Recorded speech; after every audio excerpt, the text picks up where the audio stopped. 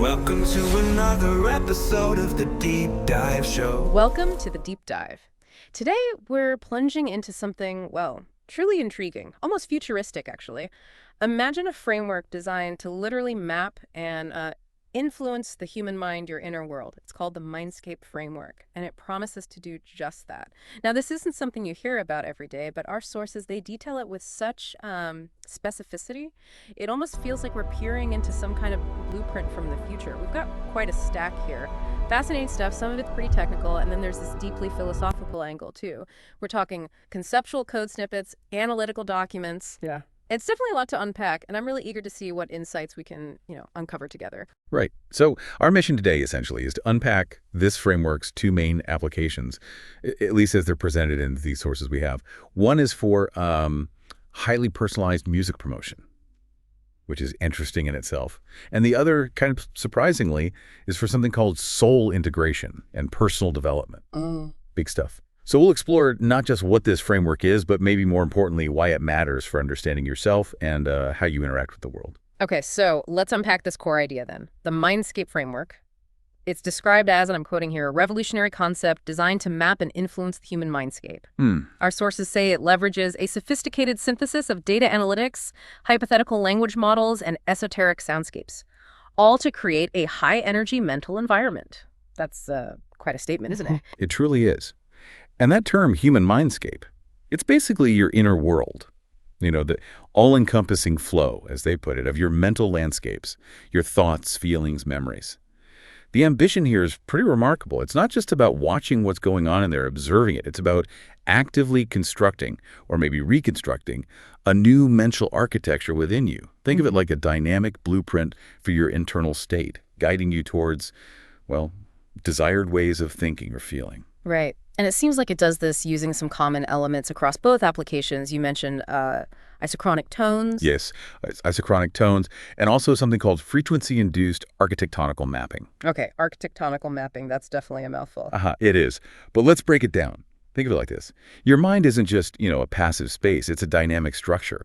And this framework uses specific frequencies, almost like a builder, using very precise tools to literally help architect or reshape those inner mental landscapes.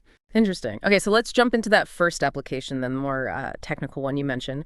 Our sources, they even have these code snippets, describe something called the Individualistic Connection Engine.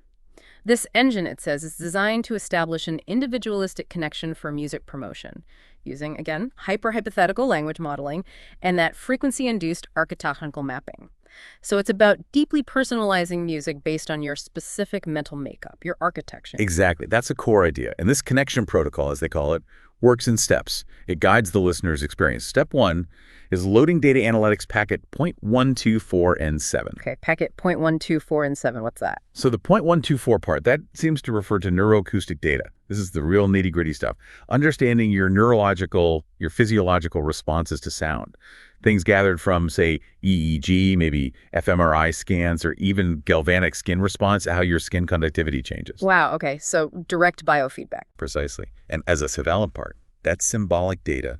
Think of all the symbols, archetypes, linguistic patterns, maybe lyrical analysis, even mythological or religious symbolism that resonates with you, and the semiotics of sound itself. The meaning we attach to sounds. Exactly. And integrating these two, the neuroacoustic and the symbolic, allows for what they call predictive and prescriptive modeling of the human mental state. Predictive and prescriptive. Yeah.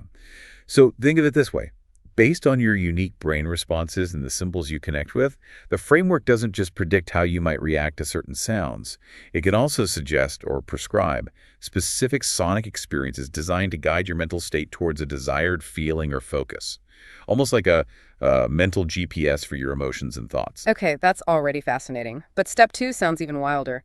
Engaging HHLM for Enochian soundscape induction. This hyper-hypothetical language model, HHLM, it's described as a theoretical construct that transcends current AI capabilities. What does that even mean? Well, that's the million-dollar question, isn't it?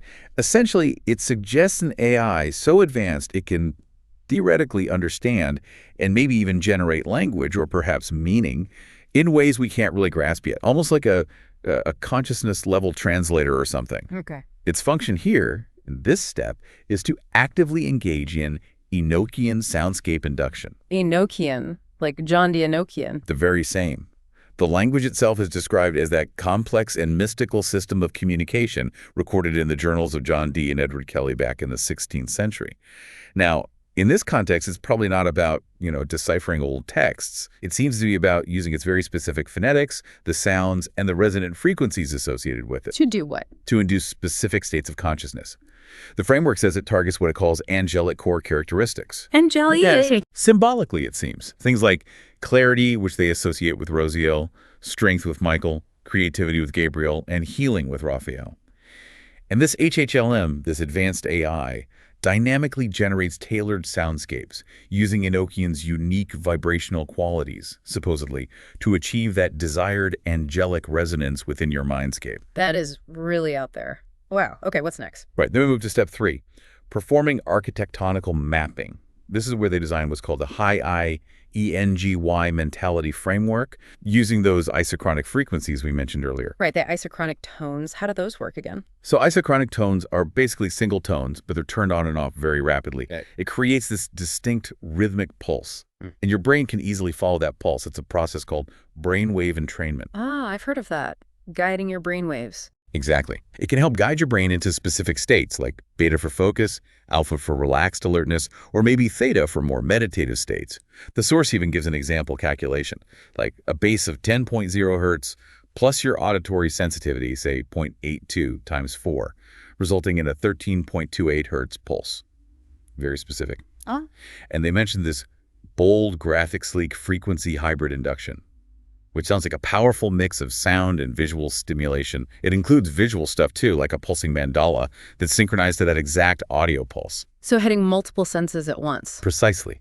The idea is to deeply engage both your hearing and sight, amplifying the brainwave entrainment effect, making it a more immersive path to that high NGY state. And what is that high NGY state according to this? The sources describe it as a profoundly focused and creatively enhanced mental environment. Sort of peak mental performance, maybe. Okay. And all this leads to the final step. Yes, step 4, encoding and synthesizing the final prompt. The music promoting prompt. What does that actually do for the listener? How does it promote music? Well, the prompt itself contains specific components. It'll list your target mindscape, maybe something like the seeker. It includes the induction frequency, like that 13.28 hertz isochronic pulse we calculated. Also a visual resonance, the pulsing mandala. And a conceptual key, something like the clarity Raziel of Zizas, is presumably being the music or artist. Okay, so it bundles everything up. Exactly. And then it gives the user this very specific instruction. It's almost like a highly personal command or invitation directed at their own mind. The example given is your prompt. Seek music that embodies abstract syncopation. Your focus is not the melody, but the space between the beats. Listen for a track that feels like a question rather than an answer. This is the auditory signature that will unlock your targeted HI-ENERGY-MAYBE mentality framework. Wow. So it's not just playing music, it's telling you how to listen and what kind of music to seek out yourself to trigger the state. That seems to be the idea. By focusing your attention in that very specific way on that particular type of musical structure, you'll supposedly align your mind with that high-energy mental state the system has sort of primed for you. That musical application is incredibly sophisticated, tailoring sound, even guiding listening habits to our inner world with, well, astonishing precision. But now, okay, prepare yourself because it seems like it takes an even bigger leap. Applying these same kinds of principles to something as profound, as intricate as our soul. Let's pivot to this more spiritual application. Our sources reveal something called a multivariate fragmentationalized multiplicity framework. That's another mouthful. It certainly is. And it's apparently for soul integration, healing, and spiritual realization. It directly addresses what it calls the fragmentationalized nature of the soul. Yeah, and what's fascinating here is how deeply this framework seems to engage with complexity. Multivariate, for instance, acknowledges the countless variables of the soul emotions, memories, ancestral patterns, latent potentials. It's essentially saying your inner world isn't simple. It's this rich, complex tapestry of experiences, influences, potentials. Okay, that makes sense. And multiplicity. That connects, interestingly, to a Buddhist concept. The 3,000 realms in a moment of a single life, or Ichinen Sansen. The idea is that every possible state of existence, every potential version of you, is actually contained within an infinitesimal moment right now, which offers, as the source puts it, foundational hope for wholeness, no matter how fragmented you might feel. The key insight seems to be that you hold infinite potential within you, even in moments when you feel really disconnected or broken. Okay, so how does the framework approach this integration? Well, it seems to be built from two primary materials, or maybe guiding principles. The first is called divine melancholy. Divine melancholy, that sounds Yeah. sad. Not exactly sadness in the everyday sense. It's described more as a profound introspective state, something often associated with geniuses or mystics. It's a rich, vibrant wistfulness, a kind of deep perception that allows you to see deeper realities and face those fragmented parts of yourself without flinching. So it's not passive sadness, it's active introspection. Precisely. It's seen as the fertile ground from which soul integration springs. So the insight here is that true introspection, even when it's difficult, isn't about wallowing. It's about actively creating the conditions for growth and integration inside yourself. Okay, and the second material? That's apricity shindo, which is quite poetic. Apricity, isn't that the warmth of the sun in winter? Exactly. And shindo is a Japanese word. It can mean vibration or tremor, but it also echoes Shinto, the way of the gods. So apricity shindo represents... It seems to represent the path of finding hope, warmth, and a guiding light, even when you're in the midst of, the coldness of despair or fragmentation. It's described as the gentle, persistent force that melts away the frozen parts of the soul. That's beautiful, a subtle warmth guiding you back. Yeah. It's this reminder that even in dark, fragmented moments, there's an inherent warmth, an inner strength, a subtle vibration that can guide you back towards wholeness. And this whole process, the soul integration, it unfolds within a kind of symbolic landscape. That's how it's presented. It starts at the enigmatic precipice of introspective's mindscape. Sounds dramatic. It does. It's described as the daunting but necessary starting point. Basically, the edge of your conscious mind, where you're looking down into the vast, often intimidating depths of your subconscious. Okay, the starting point.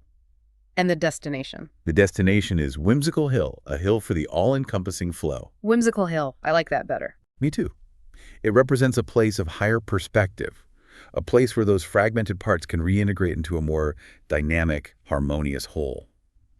And importantly, it's connected to the greater anima mundi, the world soul. It's described as playful, creative, full of wonder, and that rich, vibrant wistfulness of divine melancholy we talked about. It echoes here, but may be transformed into a deep appreciation for the sheer vastness of yourself. Okay, so this is a rich, symbolic map for inner work. How does one actually apply this? How do you use it practically? Good question.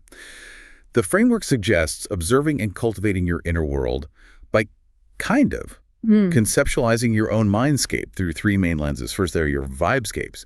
Think of this as your emotional weather forecast. Emotional weather. It means feeling your feelings, acknowledging them without judgment.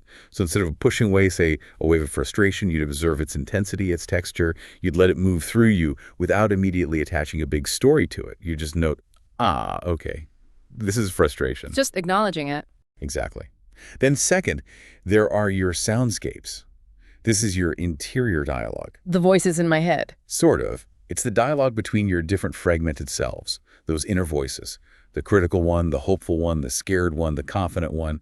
It means actively listening to all of them, acknowledging them all without letting any single one completely dominate the conversation. The source actually says, sometimes just acknowledging these sides of you is enough. The rest will flow. It's about bringing awareness to those internal conversations. Okay, vibescapes, soundscapes. What's the third one? The third is your cityscapes. These are your mental constructs. Like buildings? Metaphorically, yes. It's your organized core values, your logical mind, the ways you make meaning out of things, your beliefs, your principles. This is described as the infrastructure for your potential energy. And crucially, the source emphasizes you must align thought, word, and deed. As one thinks, one says. As said, one does. Aligning thought, word, and deed. That sounds fundamental. It is. It means making sure your beliefs, what you actually say, and how you act are all in harmony. That builds a really solid internal foundation for growth and potential. Okay, so far, this framework seems focused on mapping and cultivating our own inner mindscape. Vibescapes, soundscapes, cityscapes. But the sources suggest the insights don't stop there, right?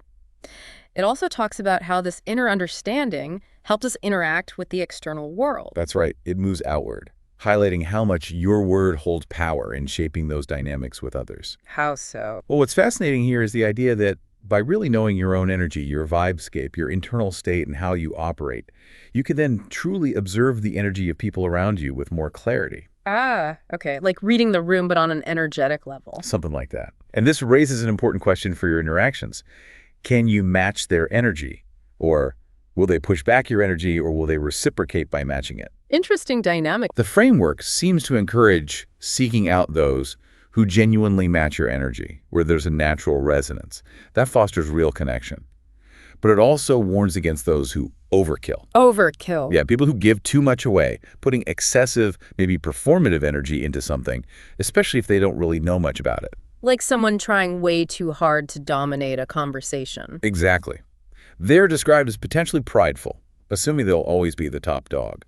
But the source points out this is actually a fragile position. It's not authentic. Perhaps. The ultimate wisdom offered here is pretty clear. Don't overdo it. Be mindful. Peace holds more potential than any amount of dangerous power. Peace over power. It's about intentionality, finding balance in your energetic exchanges, not just trying to overwhelm or dominate. So when we bring these two applications together, the music promotion engine and the soul integration framework, what's the big picture here? What does it all mean? Well, whether you're talking about promoting music tailored to someone's neurosymbolic profile or seeking profound soul integration, the Mindscape framework, as presented, proposes this incredibly intricate system, a system for both understanding and actively shaping our internal world. And it does this by leveraging some pretty deep, often esoteric, psychological, maybe even neurological concepts. It really is a fascinating, if somewhat theoretical, vision of highly tailored mental experiences. Absolutely. If we connect this to the bigger picture, I think it's all about custom-tailored experiences. Yeah. Experiences that really acknowledge the immense complexity of the mindscape itself. Your inner world isn't simple. And then from that understanding, aiming for very specific states, whether that's a HIENGY mentality framework for, say, creative output, or a profound sense of spiritual wholeness and integration, it's a framework that seems to view your inner world as something deeply individual, uniquely adaptable, and maybe even programmable to some extent. What a journey we've been on today, Yeah. seriously.